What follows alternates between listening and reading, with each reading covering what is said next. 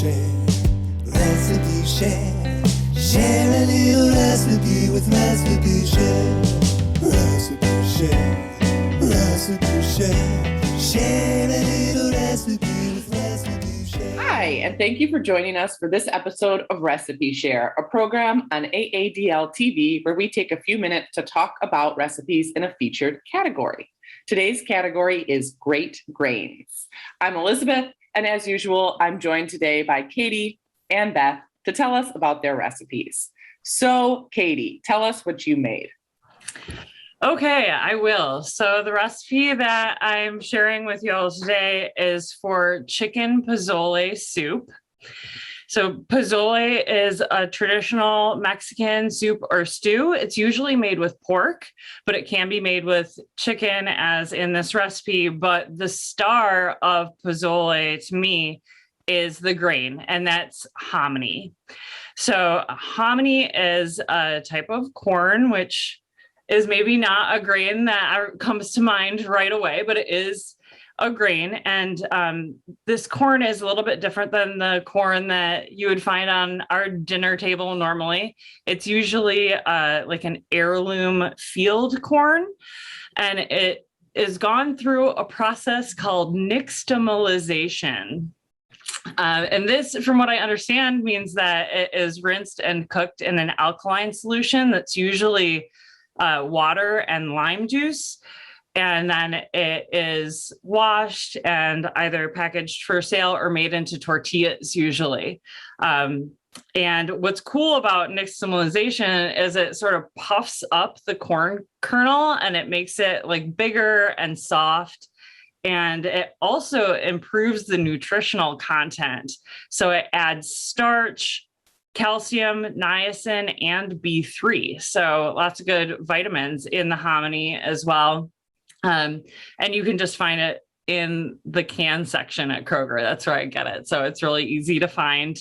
And I just really love the texture of it. It's so hard to describe, but it's kind of like this chewy, like squeaky almost texture to it. So it's just something that I really enjoy eating. And with all that said about hominy, here is the recipe I will describe to you. So you take jalapeno, onion, garlic, chili powder, cumin, saute those in oil in a big pot. Once that's all soft, you pour in your chicken broth and diced tomatoes, salt, pepper. This recipe calls for rotisserie chicken, so a chicken that's already cooked and shredded, and you just sort of add it at the end. But what I usually do, I usually have raw chicken breast, and so I'll put it in with the chicken broth, and it'll just cook right up in the broth as you bring it to a boil, and as you simmer it then for 10 minutes. So you can then just pull it out, shred it, put it right back in the soup. And when you put your chicken back in to heat it through, that's when you put your hominy in as well. So heat all that up. And then once it's all nice and warm, you just add a little bit of cilantro and some lime juice. And it is so tasty. One of the big things with Pizzoli that people like to do is add a bunch of toppings at the end. That's kind of like a big thing with this dish. Traditionally, I think shredded cabbage, some sliced radishes, some avocado is used. I've also seen people put tortilla chips, sour cream, cheese, any of that kind of stuff on top. I usually, so you can see in the picture that I took, I usually just add a little garnish of cilantro and a wedge of lime. If that, sometimes I don't even do that. This soup freezes so well. I always make a big batch of it and then freeze it in like lunch portions. And it's just a joy to pull it out of the freezer and eat this for lunch. It's just so tasty. I really hope that you guys try it. I'm so excited to hear about this. We had Pizzoli in New Mexico last year, and Brian loved it. And I had no idea that you could buy canned hominy. So I was daunted at trying to make it because I was like, oh, like, I don't think I can nixtamalize my own corn, So I was like, well, I guess we'll just this will be something that you get when you're out, or whatever. So that's awesome. I had no idea you can get it. And then that it doesn't sound like a difficult thing to make at all, really. It just sounds delicious. So easy. I'm so excited for you to make it for him. That's awesome. Yeah, I appreciate you explaining the process, and I didn't catch the word. What is it again? The Nixtamalization. nixtamalization. But just the idea, because I've known that hominy gets puffy. I didn't understand how it was corn. So thank you. And I guess I could have Googled it. But anyway, yeah, I've seen that at Kroger, just along where the corn is, right? Yep, Yeah. it's right on the aisle with all the other canned veggies. You'll find it right with the corn.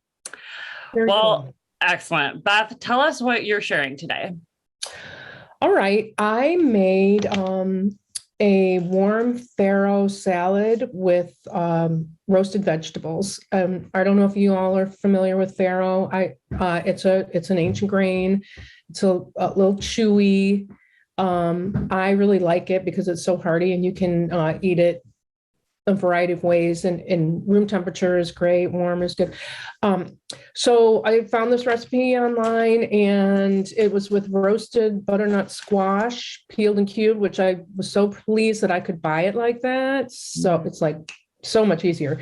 And then a couple of carrots and some red onion cut into wedges, roast that stuff. You cook your farro in a vegetable broth, which is always, I think, better anyway. And then the salad is you just wilt some spinach a little bit in the same, because I think I don't remember why we have the fry pan, but anyway, you're reusing, I guess, the same dish as the farro. That's what it was. And then wilt the spinach, mix with the veggies. Dressing is a lemon vinaigrette with a lemon zest. And then it also includes goat cheese, pistachios, and cranberries. And it was super yummy. And honestly, like right now, I don't have the squash, but I have everything else. So it was very just warming, and I've got a picture here. Just, yeah, bright and super tasty. Yeah, That's you had me awesome. at goat cheese and lemon zest. That sounds so good with that. I'm looking forward to seeing what your lemon vinaigrette recipe is. Can you describe that? Yeah, it's just I don't have the ratios, but it's just vinegar, lemon juice, lemon zest, olive oil. That was salt and pepper, and then just toss all the veggies together. It was lovely, and it made a perfect meal. You could also make it, add a protein to it if you wanted, but it was nice just as it was. I It was a think good find. farro is so it's such a nice change from like brown rice or I mean, it's not really similar to pasta, but for me, sometimes I do get tired of brown rice, which I make a lot, and it's just such a great different taste and texture. And that sounds awesome. I agree. absolutely It's a nice way to mix it up, and it's just, I mean, it sounds perfect, right? I mean, and you could have it room temperature for lunch the following day. So I was real happy with that. And since it's been several weeks since I made it, I'm like rereading going, yeah, that was really good. So Elizabeth, what did you make this week? Sure. I don't know. I might have cheated a little. I'm not sure, but I was reading this cookbook, which I'm sure many of us have heard of, the new Abra Barron's book, Grist, which is a practical guide to cooking grains, beans, seeds, and legumes.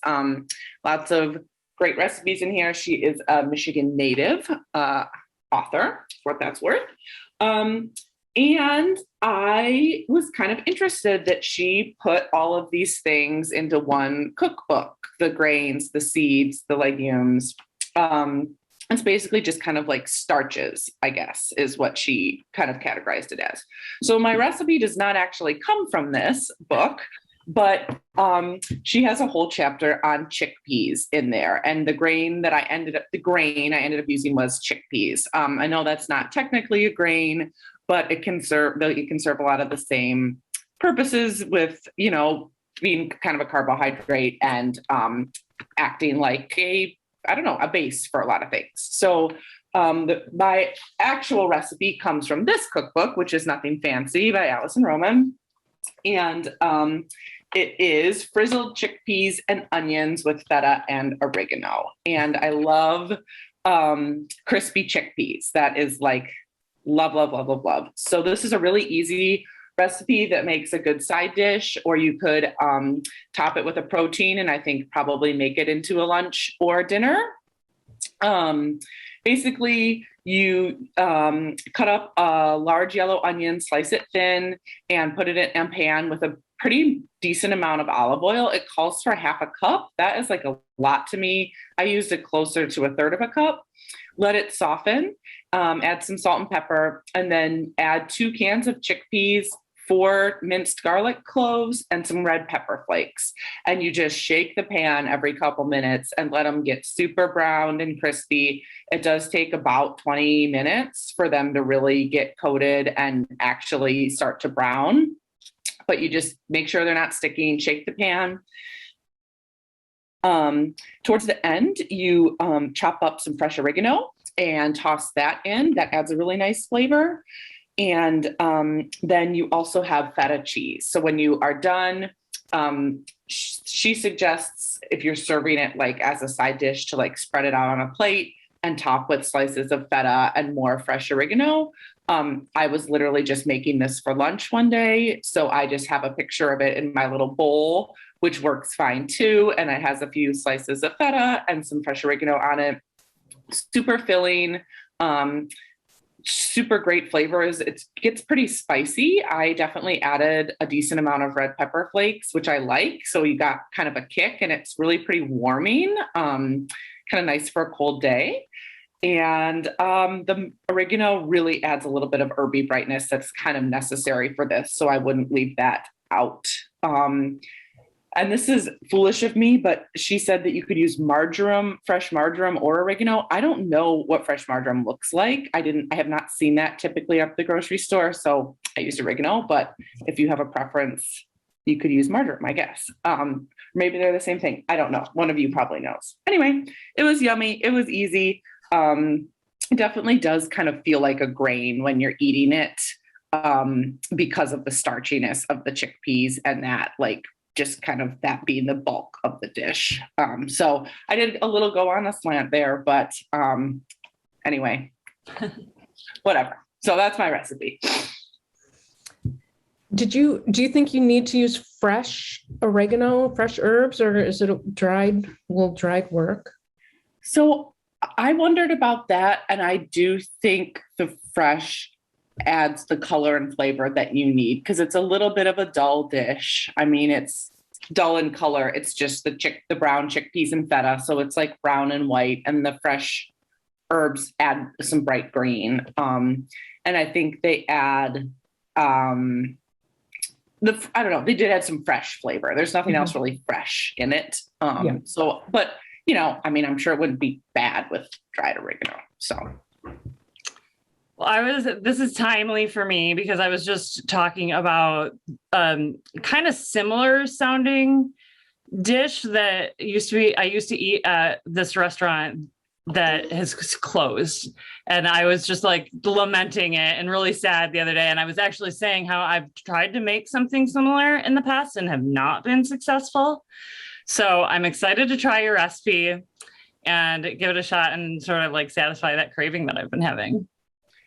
That's awesome. And one thing I did want to say is in the original cookbook in Grist, Abra Behrens has a very similar recipe, but she puts the chickpeas on a parchment covered baking sheet with olive oil and red pepper flakes and bakes them for 15 to 20 minutes. So, that might work too. So I don't know, Kate, maybe you want to experiment and see which one is closer to your former favorite dish. Yep. Yeah, I usually bake mine. I was just gonna say, I don't like to fry a ton of things, but one can, what the heck? I would try it. Okay, and what about the skins? Did you try to get rid of the skins, or did you I leave know them? you and your skins. I know. I've managed. But I to did get past not. it.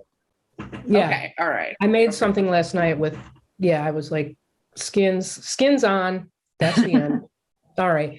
Yeah, and I don't know. I think it was fine. They did not disturb me, but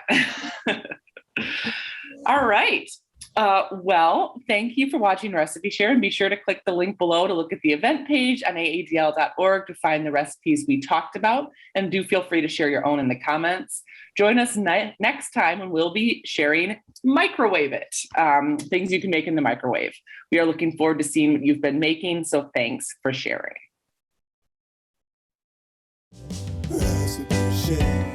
Recipe share, share a little recipe.